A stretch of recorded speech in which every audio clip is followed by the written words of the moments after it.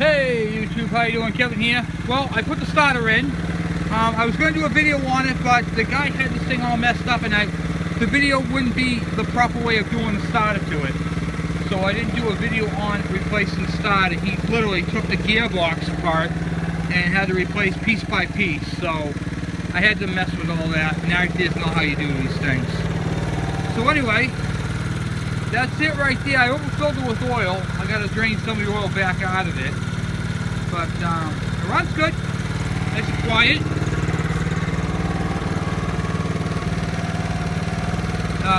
The disc brakes work great. The front brakes, the lever's missing. So parts and pieces I have to get. I have to get the, what do you call it there? I need to get the lever here for the brakes for the front. I need to get the air filters for this, and I need to, looks like I need to fix the exhaust bolts down bottom there, because it's kind of got a funky exhaust, if you will. But other than that, it runs really, really good. And I got to put the side back on over here. I got it. I just have to put it on. Clean the carburetor, get rid of all that fuel petcock stuff, and that's pretty much it. So this thing runs really, really good.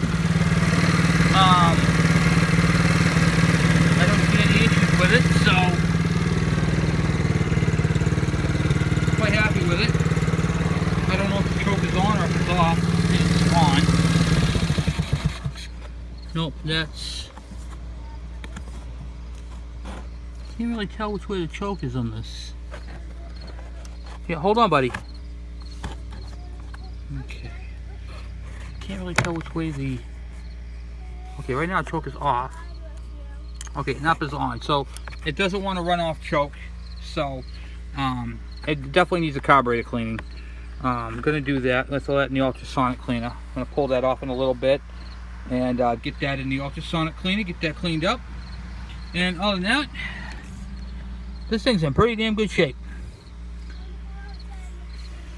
So that's pretty much it. Just gonna pull that carb, throw in the ultrasonic cleaner, get that done, and I mean, it fires right up.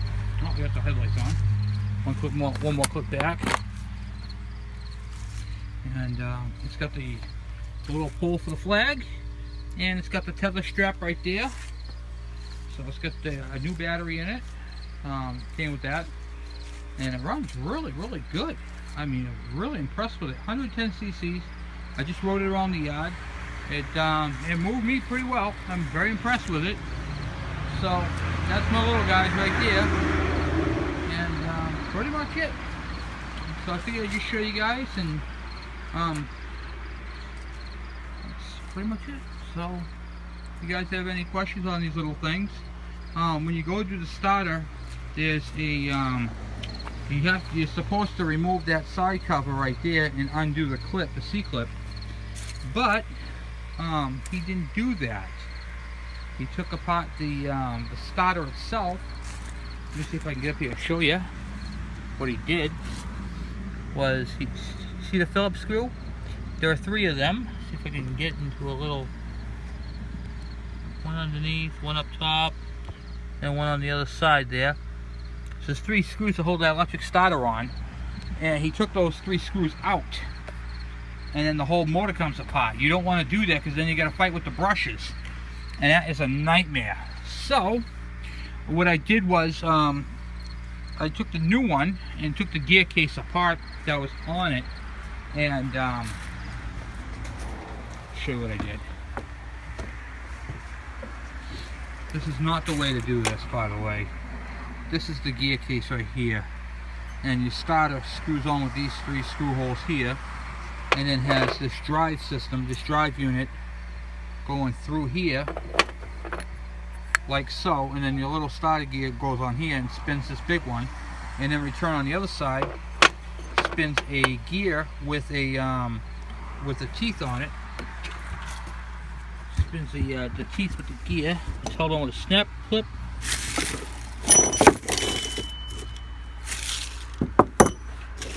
I don't know where that little gear went. I think I threw it in my scrap pile. But anyway, there's a little gear that goes on the end of this. It slides over and it's held on with this here snap clip. So I basically took that all apart, and you can't pull this apart. You can't take the whole starter off without removing the side cover to undo the chain. There's a chain that goes all the way down to the crank, and you have to remove that. And didn't do that. So that created a whole world of problems, and so I didn't do a video on doing the starter only because it was the incorrect way of doing it. Oh, here it is right here. I didn't throw it in my scrap pile. That's what the gear looks like right there. And this is from another one, but basically slides over the thing like that, and then you snap clip right here, goes on it like that. And it wasn't done like that, and I'm telling you, this is not the way of doing a starter. Pull the side cover off, take the snap clip off, hold this up, and then slide the starter out is the correct way of doing it. But pretty much that's it for that. Got to get an air filter for it, so I'm going to write up what it needs, and I'll get the stuff, parts and pieces coming. I got to do the, what do you call it there? The carburetor. I'm going to ultrasonic clean the carburetor. And I got the, what do you call it? Step right here, so I'm going to drop my recycling. The step for this side, which I have to put back on. I'm going to do that in a few minutes. Get these body panels all on there. And once that's all in place, I'll button that up, and then ba-bing. So I had a lot of stuff done today. I got my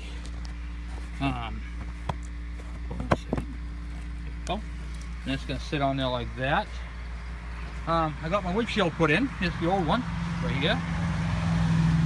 That thing was a nightmare to come out, but got the new one in. So on my Chevy. This one here came off of a 1978, but it has one little dinghy in it. So I'm gonna have Safelite come, Safelite repair, Safelite replace, have them come down and fix that dinghy. And then that windshield right there, it's got a little bit of fading on the edges. I'm not too concerned about that. It's not in my line of view. It's not a safety issue. So, but at least that one right there will pass inspection, and I don't have to worry about a windshield now. That came off my Parks truck, which is down on the other road, so the one the 350's coming out of. Picked up some cool stuff. I'll show you some of the stuff I picked up from the Parks truck. And a Parks truck and a friend hooked me up with some stuff. Some cool stuff. Got a nice little Holley carburetor. I need to get some parts for it. I need this little arm right here melted. I don't know what happened. I'm assuming it caught fire and on that side, but everything else seems to be in good shape. So I'm not really worried about it too badly. So we got that, the Holley 650. That's going on this truck. And I know it's kind of stupid putting a Holley with an Edelbrock part, but that's what I got, so that's what I'm gonna run with. And the Edelbrock valve covers on the other motor match this air filter assembly, so I thought that was really cool. This air filter right here won't work, but so I got this, the base right here, nice big 20-inch I think it is, and then I got the nice big Edelbrock top, and I got the round wing nut that goes on here, so like a big circle knob. So I got some nice Edelbrock stuff. Happy about that. Coming along very well. I snagged some spark plug wires. Hopefully I can get rid of that skip. And I got a transmission coming Sunday for this thing. I picked up a motor and transmission, $300. And the motor's fuel injected and runs. I can sell that for $300 and get my money back and have the transmission for free. So that's what I'm going to do. I'm going to separate the two. Sell one. It's got 89,000 miles on it. It's a same transmission as this. A what do you call it? The 700 R4. I'm going to pop that in. Ba bing, bada ba, bada boom. And then have my baby back. Take this transmission out. Fix this transmission. I'm going to do a video on that with no reverse and no second. And then go through that. So basically what's left on the truck is a few lights that need to be fixed, transmission, and get rid of the skip. and we're going to fix the skip problem. So, and as you've seen on my last video, I've been working on this thing right here. I put the chain on. I did get the chain on it. I did not go any further than the chain because I got to get some bolts with washers on them. But this is not tight. I didn't tighten it down. I just tightened up the chain, lubed it, and with the chain and lube, set that on there. Got that all adjusted, and you loosen up this bolt right here and this bolt right here, and you get this little bar right here. Use a tire iron right in your frame, like so, and then you can turn the whole axle and tighten up and loosen up the chain. And I set the chain to 3/4 like it says in that diagram over there. So I got the deflection I need, and that's pretty much it for that. So then I just have a few more things to tighten up on this thing. Get a couple of bolts and some washers. Do that tomorrow when I get back from everything, and hopefully by Monday this thing will be up, running, and beautiful again. So that's my plan anyway. Got a lot of stuff going on, guys. A lot of stuff. A lot of videos coming up. Lots. And so we got this 4-wheel right here. Gotta do the carburetor on. I'm not gonna do a video on it. It's just 2 bolts and throw it in the drink. But you'll see it when it's all completely finished. We're gonna detail it, clean it up, and all that, and go from there. So this is a short video. I just wanted to give you guys a little update what's going on at the what do you call it, the crazy man's house, and working on the trucks, working on the 4-wheel, working on that 4-wheeler, and then I got a bunch of cleaning to do.